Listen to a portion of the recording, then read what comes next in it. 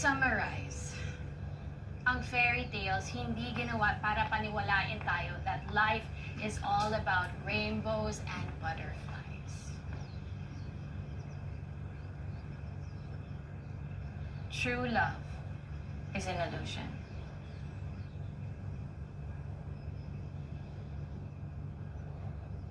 And these stories should serve as a reminder of our reality. So yes, magbasa pa rin kayo ng fairy tales.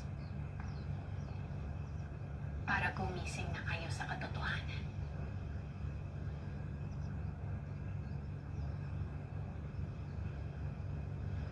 Mia!